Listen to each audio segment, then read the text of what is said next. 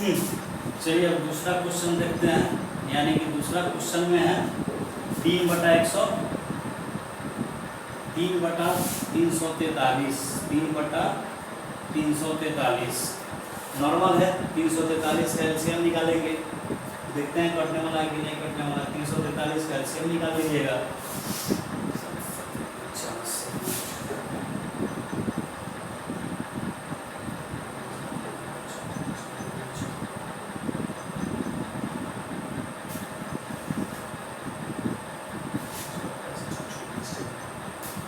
यानी कि कट जाएगा 7 से 49, यानी कि 7 का होल की वजह 7, ये भी 7 होगा।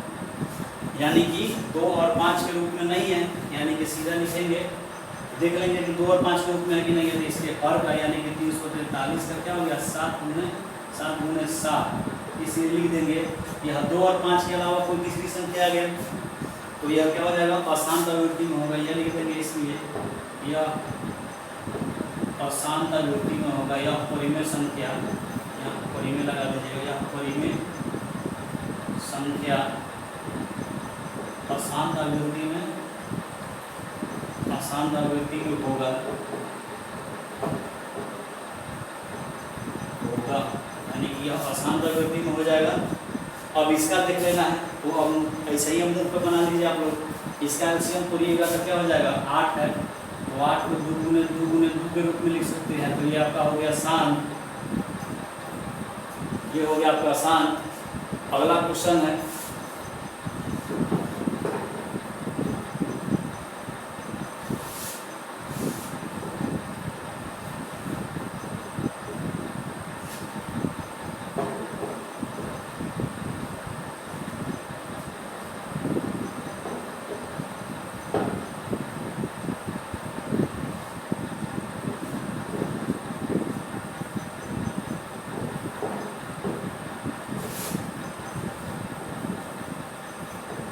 ये आपका अगला क्वेश्चन है 2/18। तो इसका एलसीएम निकालिएगा 18 का।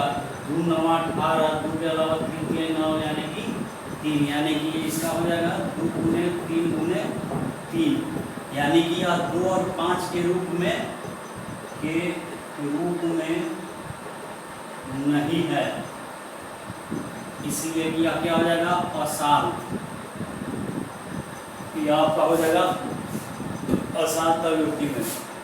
ये 2 गुने 3 के रूप में है, 5 के रूप में नहीं है, या केवल 2 के रूप में नहीं है, या केवल 5 के रूप में नहीं है। इसमें 2 और 3 आ जा रहा है। तो इसका नियम यही है कि केवल 2 भी होगा तो काम चल जाएगा, यानी कि शांत अभिवृद्धि में हो जाएगा। केवल 5 भी होगा तो शांत अभिवृद्धि में हो जाएगा।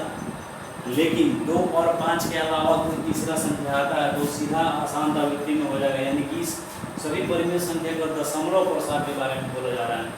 ये क्वेश्चन था यहाँ पे 7/12। तो इसका भी निकाल के देख लेंगे। 12 का एलसीएम निकाल लीजिए आप।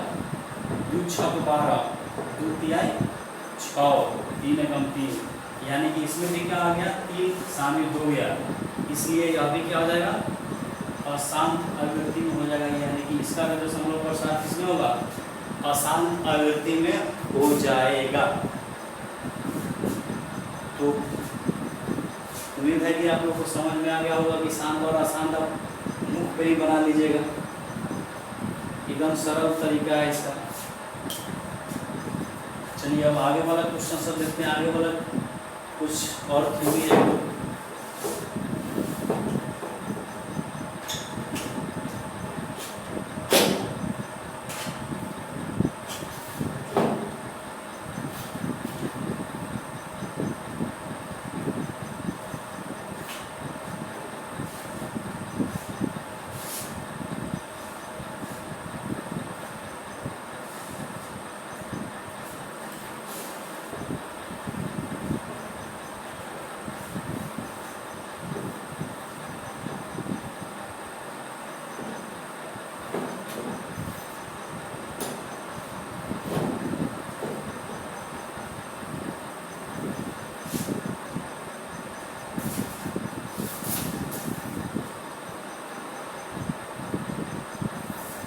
चलिए अब एक और टॉपिक है कि परिमेय संख्या का जोड़ घटाव गुना भागा होता क्या है।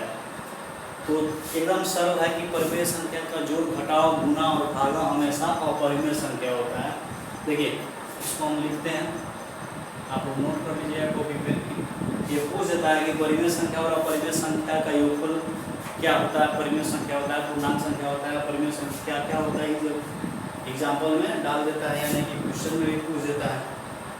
तो यहाँ पे एक लाइन में हम खत्म करते हैं कि परिमेय संख्या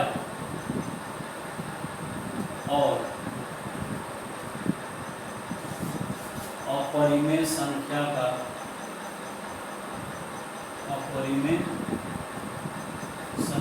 का योग गुणनफल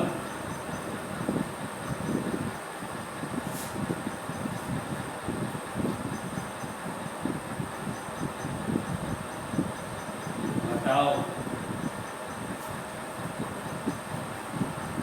एवं भागफल घटाव एवं भागफल भाग जो गुना घटाव भाग सभी एवं भाग सभी क्या होते हैं, अपरिमेय संख्या होते हैं। सभी अपरिमेय संख्या होते हैं, सभी अपरिमेय संख्या होते हैं। यानी कि कहने का मतलब है कि परिमेय संख्या और अपरिमेय संख्या का योग भी होगा अपरिमेय संख्या, गुणनफल यानी कि गुना भी होगा अपरिमेय संख्या, घटाव भी होगा अपरिमेय संख्या, और भाग यानी कि जो डिवाइड करेंगे वो भी होगा क्या, अपरिमेय संख्या। एक थोड़ा सा समझने की कोशिश कीजिए कि परिमेय संख्या प्लस अपरिमेय संख्या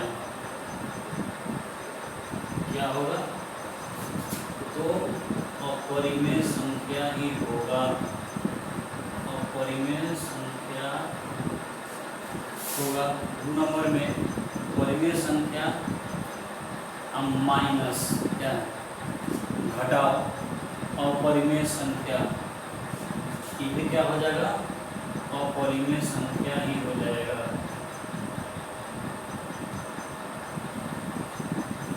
अब 3 नंबर में ले लीजिए परिमेय संख्या और इसका गुना, ये भी आपका क्या हो जाएगा, अपरिमेय संख्या ही हो जाएगा।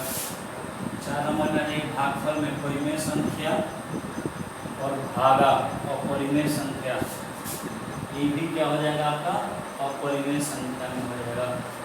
तो यानी कि जोड़ घटाव गुना भागा इन सब का क्या होता है, अपरिमेय संख्या। सिर्फ इतना ही याद रखना है कि परिमेय संख्या और अपरिमेय संख्या का योगफल घटाव गुना भागा ये सब क्या होता है, अपरिमेय संख्या होता है। यानी कि दोनों संख्या को जब भी कभी आपस में जोड़ने की कोशिश करेंगे तो वो हमेशा ही अपरिमेय संख्या के रूप में आएगा।